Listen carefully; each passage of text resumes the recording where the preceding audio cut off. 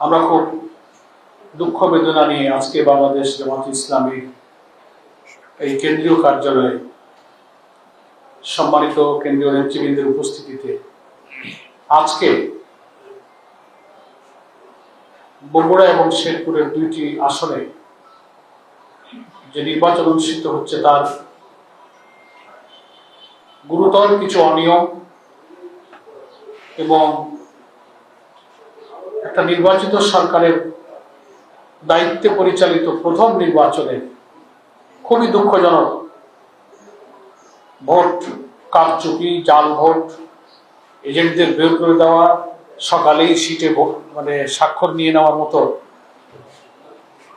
অনেক আপত্তিকর ঘটনাগুলো ঘটেছে। এখনো নির্বাচন চলছে। আমরা দুপুর 12টা পর্যন্ত সকাল থেকেই আমরা যোগাযোগ রাখছি। দুঃখের সাথে আপনাদের কাছে এ ব্যাপারে বাংলাদেশ জামাত ইসলামী কেন্দ্রের পক্ষ থেকে প্রতিবাদ জানানোর জন্য এক্ষুনি তাৎক্ষণিক সেসব বিষয়ের প্রতিকার এবং ব্যবস্থা নেবার দাবিতে আজকে এই প্রেস ব্রিফিং এ আমরা মিলিত হয়েছি। আপনারা যারা এসেছেন তাদের সকলকে আমি আন্তরিকভাবে মোবারকবাদ জানাচ্ছি। যেহেতু আমাদের নামাজ সামনে, আমরা খুব দীর্ঘ করব না। আমি সংক্ষেপে আপনাদের কাছে কিছু তথ্য এবং আমাদের উদ্বেগটা প্রকাশ করে আমরা ব্রিফিংটা শেষ করতে চাই। প্রিয় সাংবাদিক বন্ধুগণ, ভূমিকাতে আমি বলবো যে এই দুইটা উপনির্বাচন আমাদের প্রচার বিভাগের এহসানুল মাহবুব জুবায়ের ভাই আপনাদেরকে বলেছেন, শেরপুরে শ্রীবর্তী এবং চিনাইগাতি এখানে আমাদের প্রার্থী ইন্তেকাল করেছিলেন। তার আগে শ্রীবর্তী উপজেলার সেক্রেটারি মাওলানা নুরুজ্জামানকে নির্মমভাবে হত্যা করে মাওলানা রেজাউল করিমকে হত্যা করা হয়েছিল। নানান ঘটনা সেখানে ঘটেছে। সেখানে উপনির্বাচনে প্রার্থী হয়েছে আমাদের মাসুদুর রহমান মাসুদ ভাই, সাবেক সেনা কর্মকর্তা। আর বগুড়াতে যিনি আমাদের প্রার্থী ছিলেন, বগুড়া শহরের আমির, কেন্দ্রীয় মজলিস শুরার সদস্য জনাব আবিদুর রহমান সোহেল, কর্ম পরিষদের সদস্য। এবং আপনাদের অবগতির জন্য আমি আরো জানাচ্ছি যে আমরা বিগত 4, 5 এবং 6 3 দিন এই দুটি আসনে কেন্দ্রের পক্ষ থেকে আমি নিজেই সফর করেছি এবং আমাদের নির্বাহী সদস্য অধ্যক্ষ শাহাবুদ্দিন সাহেব আমার সঙ্গে ছিলেন। এই দুইটি আসনের বিভিন্ন এলাকায় আমরা পরিদর্শন করেছি, সভা-সমাবেশ করেছি, সাংবাদিক সম্মেলন করেছি। সেই সাংবাদিক সম্মেলনে আমরা ওখানে যে তথ্য পেয়েছি সে উদ্বেগ আমরা প্রকাশ করে এসেছি এবং আবেদন জানিয়ে এসেছি প্রশাসন, রিটার্নিং অফিসার, প্রিজাইডিং, পলিং যারা থাকবেন, নির্বাচনকে আপনারা নিরপেক্ষ করবেন। এটাকে আর একটা মামলা নির্বাচন বানাবেন না। ইঞ্জিনিয়ারিং এর অনেক কথা আমরা আগে শুনেছি। এখন নির্বাচিত সরকার অধীনে এই নির্বাচন যেন নিরপেক্ষ হয়। কিন্তু ওখানেই আমরা শুনে আসছিলাম ভয়, ভীতি, কেন্দ্রে যেতে না দেওয়া, এজেন্টদের উপরে হুমকি দেওয়া, বহু কিছু তখনই চলছিল। এই আমরা যে কয়েকদিনে সফর করলাম, আজকে সকাল থেকে ঠিকই দেখলাম সেই ধারণা সত্য ঘটেছে। আমি একেবারেই খুব সংক্ষেপে আপনাদেরকে কয়েকটা তথ্য দিচ্ছি। প্রধান 3টা কাজ।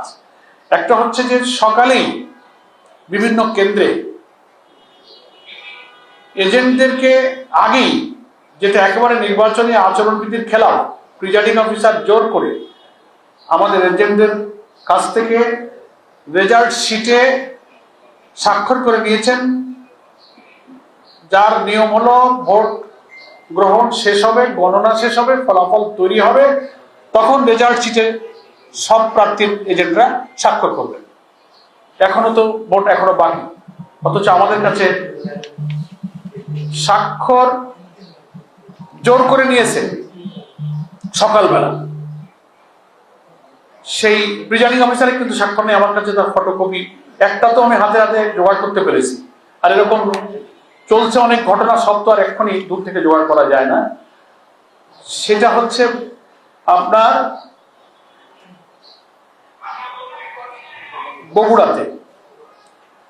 বগুড়াতে এটার কেন্দ্রের নাম হচ্ছে মালতীনগর সরকারি প্রাথমিক বিদ্যালয়, কেন্দ্র নম্বর 1। এই কেন্দ্রের যারা আমাদের এজেন্ট ছিলেন সকালবেলায় তাদেরকে স্বাক্ষর নিয়ে নেওয়া হয়েছে রেজাল্ট শিটে, এবং দেখবেন এখানে প্রিজাইডিং অফিসারের স্বাক্ষরের জায়গাটা ফাঁকা ফাঁকা তো থাকবেই। সকালবেলা তো আর ভোটও শেষ হয় নাই, গণনাও হয় নাই, স্বাক্ষর করবেন কিন্তু এরপরে এখন ইচ্ছা মতো ভোটের সংখ্যা বসায় দিতে পারবেন, বলবে আপনাদের এজেন্ট তো স্বাক্ষর আছে। এটা একটা গুরুতর অভিযোগ। এরপরে জাল ভোট দিয়ে সিল মারা হচ্ছে এবং এজেন্টদেরকে বের করে দেওয়া হয়েছে। অন্তত 12টা পর্যন্ত আমি শেরপুরে নির্বাচনী এলাকা আমাদের, সেখানে 3 আর 3 6 7 8 9 10 11 12 13টা ভোট কেন্দ্র যেখান থেকে জোর করে এজেন্টদেরকে বের করে দেওয়া হয়েছে এবং জাল ভোট দেওয়া হচ্ছে সিল মেরে। কেন্দ্রগুলোর নাম আমি আপনাদেরকে বলতে পারি, আমার কাছে তার ফটোকপিও আছে, প্রয়োজন আপনি নিতে পারবেন। কিন্তু সেই জাল ভোট ঠেকানোর জন্য আমাদের ইসলামিয়া কামিল মাদ্রাসা যে ভোট কেন্দ্র, সেখানে শ্রীবর্দী পৌর বিএনপির সেক্রেটারি আব্দুল্লাহ মোহাম্মদ দুলাল এবং পৌর আহ্বায়ক অপুর নেতৃত্বে সেই কেন্দ্রে ঢুকে এজেন্টদেরকে বের করে দেওয়া হয়েছে। এটার প্রতিবাদ করতে গিয়েছে জামাত ইসলামের ওই উপজেলা জামাত ইসলামের যুব কমিটির সভাপতি আমির হামজা তার উপরে চড়া হয়েছে, মারপিট করেছে, রক্তাক্ত হয়েছে। সে নিজেও মিডিয়ার সামনে বক্তব্য রেখেছে, আপনারা ভাইরাল দেখতে পাবেন সোশ্যাল মিডিয়াতে। কিন্তু এই বের করে দেওয়া জাল ভোট এইসব কিছু এখন অনেক ভাইরাল হয়েছে। আর আগে তো আমি বললাম যেটা সকালবেলাতেই রেজাল্ট শিটে সই করে নিয়েছে মালতীনগর সরকারি প্রাথমিক বিদ্যালয়, এটা বগুড়া 6 নির্বাচনী এলাকা, কেন্দ্র নম্বর 1, এখান থেকে নিয়েছে। নেক্সট আপনাদের কাছে আর একটা তথ্য দিচ্ছি আমরা, যে পুলিশকে, সেনাবাহিনীকে, রিটার্নিং অফিসারকে আমাদের নেতৃবৃন্দ নির্বাচনী দায়িত্বে যারা আছেন তারা বারবার রিকোয়েস্ট করার পরেও কোনো প্রতিকার হয়নি।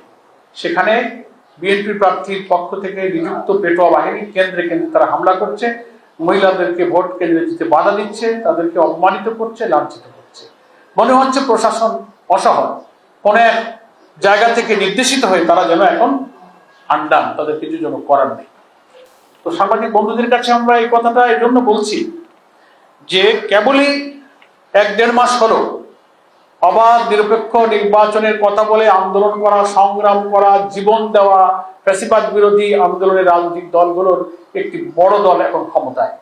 তাদের হাতে প্রথম 2টো উপনির্বাচনের এই যদি চিত্র হয়, তো সামনে স্থানীয় সরকার নির্বাচন সহ আর যেসব নির্বাচন হবে সেই নির্বাচনে আমরা কি করে ভোটারদের আকাঙ্ক্ষার প্রতিফলন আশা করতে পারি। এজন্য আমরা এক্ষুনি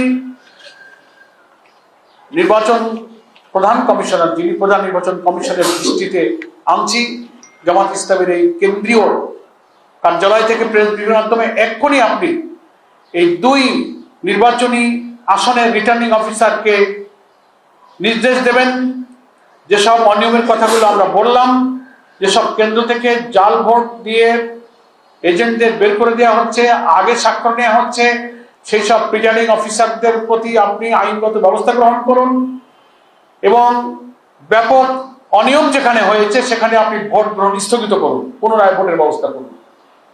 তা না হলে জনগণ এরকম জোরপূর্বক একতরফা নির্বাচনের ফলাফল তো মেনে নেবে না। এটা আমি প্রধান নির্বাচন কমিশনের কাছে আমাদের পক্ষ থেকে আবেদন জানাচ্ছি। যেসব কেন্দ্রে জাল ভোট এবং এজেন্ট বের করে দেওয়া হয়েছে 10-12টি কেন্দ্রের নাম এবং তালিকা আমাদের হাতে আছে, আপনারা প্রেস ব্রিফিং শেষে এর ফটোকপি আপনারা নিয়ে নিতে পারবেন। আমি খুব সংক্ষেপে, অনেকগুলো কেন্দ্র, 2টা আসনে মিলে প্রায় 300 ভোট কেন্দ্র হবে। তো ঘটনা ঘটবার জন্য এখনো ভোট চলাকালীন 4:30টা পর্যন্ত ভোট চললে অনেক সময় এখনো বাকি আছে। আমরা 11টা 11:30 12টা পর্যন্ত তথ্য সংগ্রহ করছি, তথ্য আমাদের কাছে আসছে। আর আপনারা সবাই গণমাধ্যমের সাথে যুক্ত, আপনারা সোশ্যাল মিডিয়াতে নজর রাখলে দেখতে পাবেন এই 2টা আসলে কি হচ্ছে। সেই জন্য আমি আপনাদের মাধ্যমে এই গুরুতর অনিয়ম হওয়া কেন্দ্রগুলোর ভোট স্থগিত করতে দাবি জানাচ্ছি। যারা প্রিজাইডিং অফিসারের দায়িত্ব পালন করেছেন তাদের প্রতি আইনগত ব্যবস্থা নেওয়ার জন্য রিটার্নিং অফিসারের মাধ্যমে প্রধান নির্বাচন কমিশনের হস্তক্ষেপ কামনা করছি। আর দলীয় সন্ত্রাসীরা ভোট কেন্দ্রে দলবদ্ধভাবে ঢুকছে কিভাবে এবং সোশ্যাল মিডিয়াতে আসছে যে ভোটার নয় একটা ছেলে, সে ঢুকে ভোট দিচ্ছে, তাকে ধরে ফেলেছে সাংবাদিকরা, জিজ্ঞাসা করছে তোমার বয়স কত, তোমার আইডি কার্ড কই, তুমি কেন আসলে? সে লাজবাব, সে কোনো জবাব দিতে পারছে না। তো এত সামাজিক যোগাযোগ মাধ্যমে, গণমাধ্যমে এগুলো আসার পরে কি করে সেখানে ভোট চলতে পারে? সেজন্য সন্ত্রাসী পেটো ভাইরা যাচ্ছে, আমাদের নারী ভোটারদেরকে ভয়ভীতি দেওয়া হচ্ছে, অনেকে হতাশ হয়ে যাচ্ছেন, ভোট কেন্দ্রে যেতে সাহস পাচ্ছেন না।